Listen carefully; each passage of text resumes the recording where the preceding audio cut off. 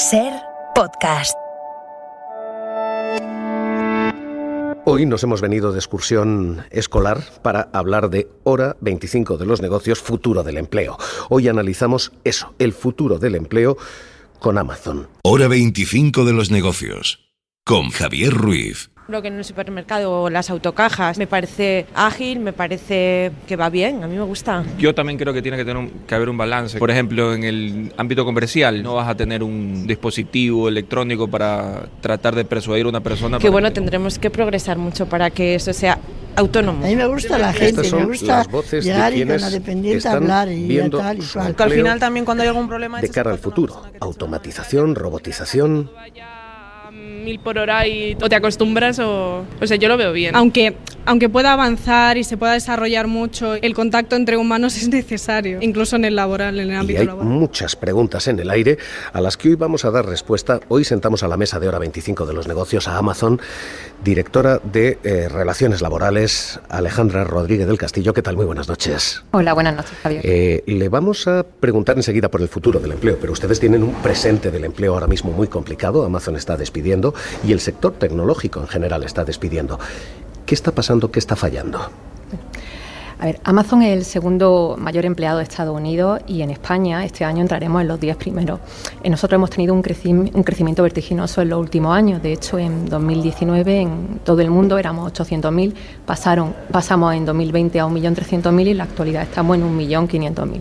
En cuanto a España, en 2019 éramos 7.000, en 2020 éramos 12.000 y en la actualidad somos 20.000. Este año hemos creado 2.000 empleos y tenemos un compromiso en 2025 de ser 25.000 empleados. Pero es sorprendente que ustedes despidan a puertas de Navidad. Amazon es una de esas compañías muy cíclicas que cuando se calienta la demanda, se calienta la contratación. ¿Reflejan los despidos que ustedes están esperando un mal ambiente económico, un mal clima económico, un parón económico? No, yo creo que nuestro proyecto de crecimiento sigue en pie y, como te acabo de decir, este año hemos creado 2.000 empleos y nuestro compromiso con la creación de empleo sigue en pie y seguiremos con nuestro compromiso de que en 2025 seremos 25.000 empleados. Una última cuestión sobre esto de presente del empleo y hablamos enseguida de futuro, pero no son solo ustedes, es todo el sector tecnológico y uno había leído y creído hasta ahora que el futuro del empleo y la tecnología era la que blindaba el empleo.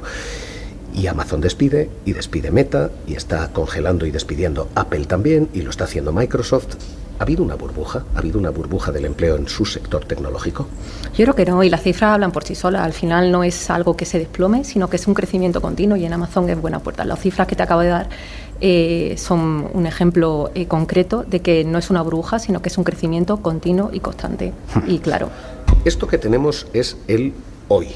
Digo que hoy la sentamos y la traemos para hablar del futuro del empleo, porque en ese futuro del empleo hay muchas cuestiones abiertas. Dualidad, si hay o no un empleo de primera y un empleo con precariedad de segunda, automatización, robotización. Hoy ha habido mucho debate aquí, lo he estado siguiendo y lo escuchamos.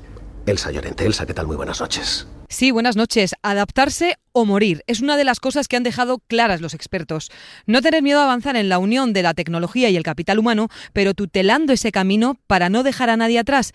Manuel Pimentel fue ministro de Trabajo con Aznar. Hay una parte positiva, porque es una gran oportunidad la economía digital para incorporarse, prosperar. Pero también la parte negativa, porque es Darwin, el que no se adapta lo va a pasar mal. Los expertos hoy han coincidido, quien tiene que sembrar el terreno para que ninguna empresa y ningún ciudadano se quede atrás es la administración pública. Lo sabe bien la que fue secretaria de Estado de Empleo con Zapatero, Luz Rodríguez. Y que mire a la formación de las personas trabajadoras y a la formación de las empresas como un elemento imprescindible de competencia, de competitividad, de productividad y de una sociedad más sana. Y ese marco lo genera la administración pública y los poderes públicos. En este marco, Amazon lleva 10 años uniendo robots y personas. Víctor Romía es directivo de Amazon en España. En los 10 años que hemos estado trabajando en robótica hemos creado más de 1 millón de puestos de trabajo y pensamos continuar siguiendo en esta línea futuro. Pese a las noticias en las que Amazon va a recortar 10.000 personas en su plantilla en todo el mundo, en España se muestra optimista y sigue con sus planes de creación de empleo. Quiere terminar este año con 20.000 personas contratadas y tienen una meta más ambiciosa, llegar a los 25.000 trabajadores en los próximos 3 años. Alejandra Rodríguez del Castillo, Amazon, ¿se nos rompe el mercado laboral en dos? ¿El futuro del empleo es esto? El que tiene una cierta tecnologización, cierta cualificación, y el empleo manual, ¿se nos abre en dos ese mercado laboral? No, yo creo que hay mercado para todo. Lo que pasa es que el mercado cambia a raíz de la tecnología, a raíz de la robotización, lo que hace que los puestos de trabajo sean más seguros y las capacidades que se necesiten sean distintas. Yo creo que seguiremos necesitando el empleo manual, seguiremos necesitando un empleo de alta cualificación.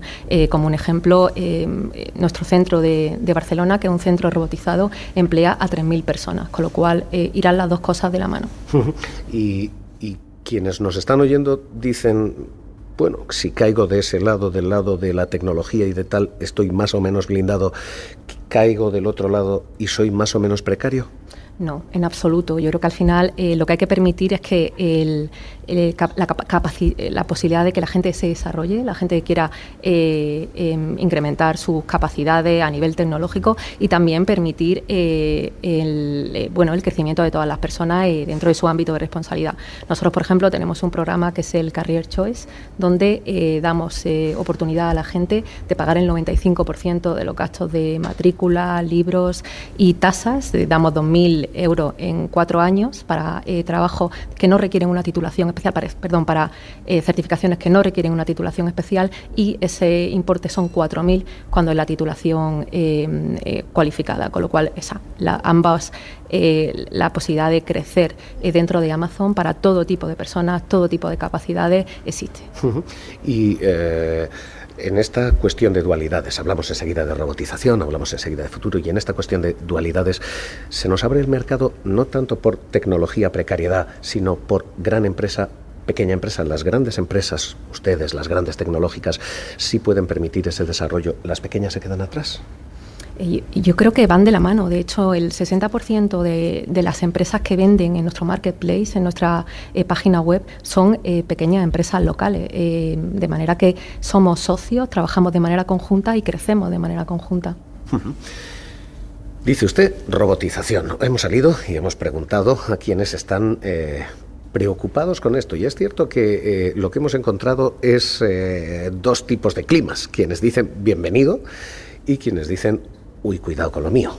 En el telepeaje, en el supermercado que tienes las máquinas ya para pagar tú solo. Es inevitable, vamos a ir hacia allá, pero hay que ver cuáles son las carreras del futuro entonces, para ver qué podemos estudiar, ¿no? Siempre habrá detrás los recursos humanos, siempre. Ya he visto varios prototipos de un robot que lleva las cosas a la mesa. Eso es adelanto, pero que no desplaza trabajo, lo que creo que nos obliga a prepararnos. Yo trabajo en la psicología, entonces es muy difícil. Pero aplicaciones sí hay para ayudar a la ansiedad, a la depresión, pero no va a reemplazar, creo yo, jamás a un psicólogo. Necesitamos el contacto humano para muchas profesiones. Una máquina autónoma tiene que tener detrás un cerebro humano que la recicle, que la programe, que la arregle. Esto genera cierta ansiedad laboral ahí fuera. Robotización, automatización. ¿Esto es bueno o esto es un peligro? ¿Esto es bueno o esto es malo? Yo creo que es bueno, claro que es bueno. Implica que los trabajos son más seguros, que hay una evolución en la manera de hacer el trabajo y que se sigue confiando en la capacidad de las personas. Yo creo que al final el secreto de Amazon es creer en las personas, en la capacidad de las personas y en la capacidad de crecimiento de las personas. O sea, las personas seguirán siendo indispensables en las empresas. Hay una cosa que pasa en cada recesión, y es que la recesión suele impulsar la tecnología, porque los costes de invertir en tecnología son más bajos que los costes de capital humano. Y esto es lo que esperábamos ahora. En esta recesión esperábamos ver cómo la tecnologización avanzaba, cómo esto se movía, pero esta está siendo una recesión un poco particular por los cuellos de botella que hemos vivido, por los problemas de suministro, por los problemas de microchips que estamos viviendo. La tecnología está resultando todavía más cara. Esta robotización, ¿esto se ha parado? ¿Esto avanza o no avanza después de esta recesión? ¿Vamos hacia adelante o vamos hacia atrás? Yo creo que nosotros seguimos invirtiendo en la robotización de nuestro centro, estableciendo mejoras, pidiendo además abriendo una especialización dentro de los trabajos que buscamos. Al final tenemos ingenieros, tenemos técnicos, tenemos parte de la robotización implica contratación de personas de una cualificación media, cualificación alta. ¿Cuánto están invirtiendo ustedes en eso? Las cifras concretas no las tengo, pero lo que sí es cierto es que hay una inversión continua y constante. Y quienes escuchábamos que dicen, oiga, ¿y lo mío? ¿A mí me van a sustituir por un robot? Quienes tienen ese miedo, es cierto que hemos visto muchos miedos a lo largo de la historia laboral, desde los luditas a nuestros días, pero quienes tienen ese miedo tienen un miedo fundado. No.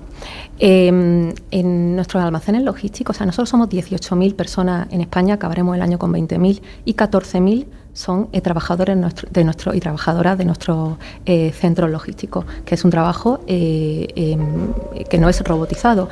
Por tanto, seguimos creyendo, no hay ningún peligro, hay una estabilidad, una apuesta clara por la estabilidad, por el crecimiento y con una rotación mínima. Nuestra rotación es inferior al 1%, con lo cual es una base importantísima de nuestro empleo en España.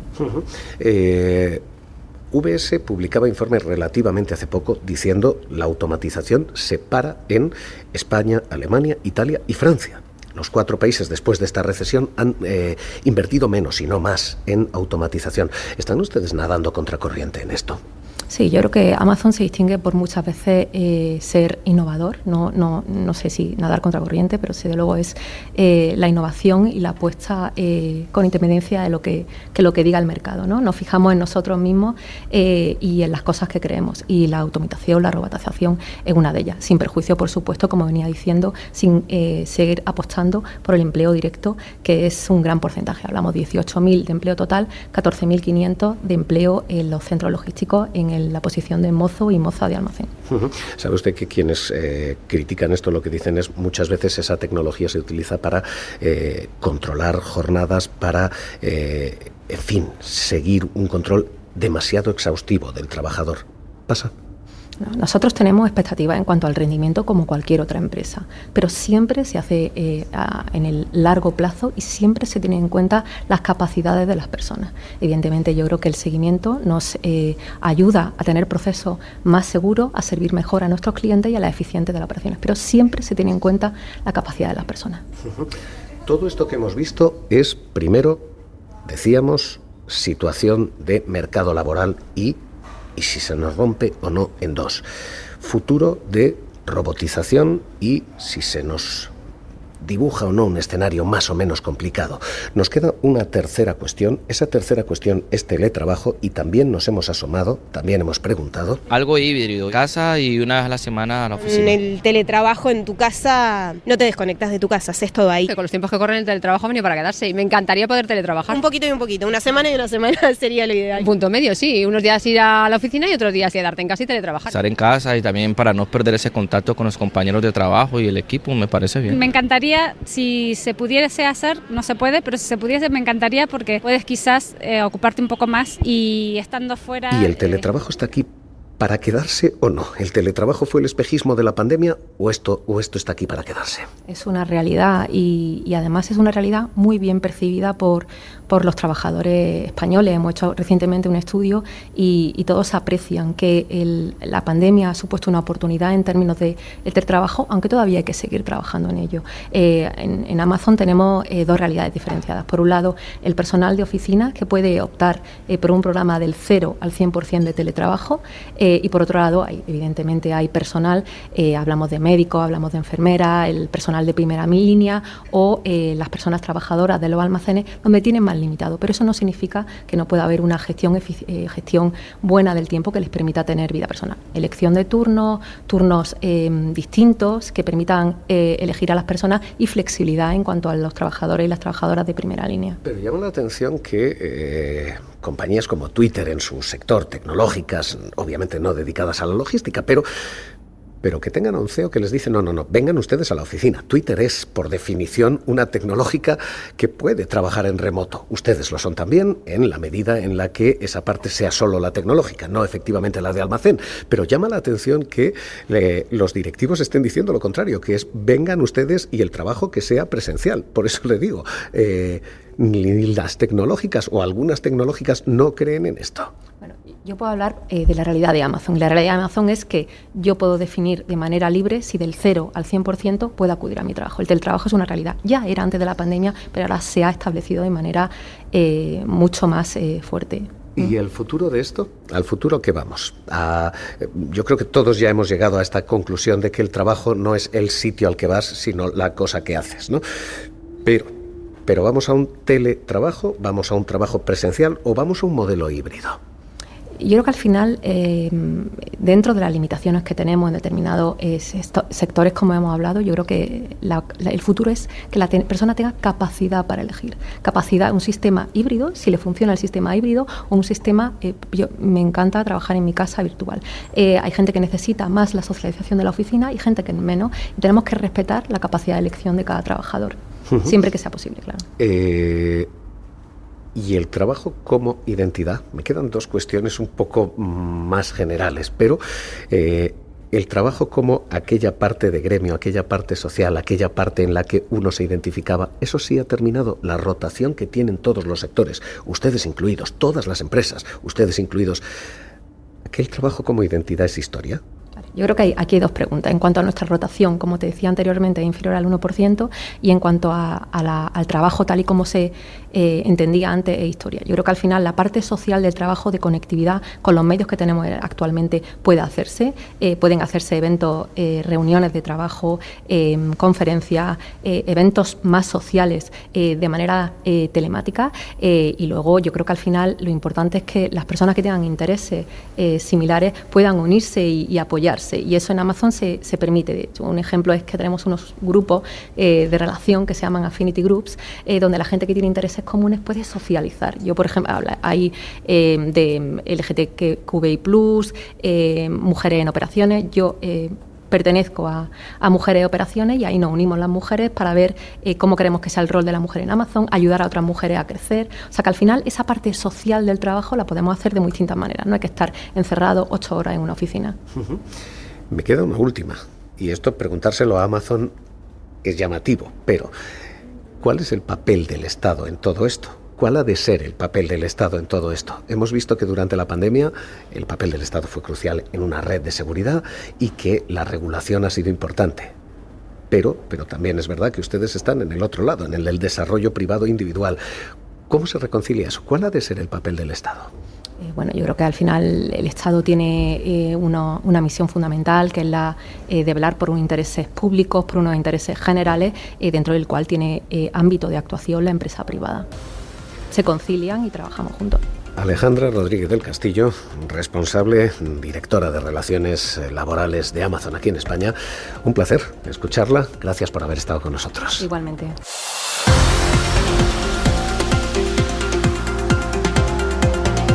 Suscríbete a Hora 25 de los negocios. Todos los episodios y contenidos adicionales en la app de Cadena SER y en nuestros canales de Apple Podcast, Spotify, iVoox, Google Podcast y YouTube.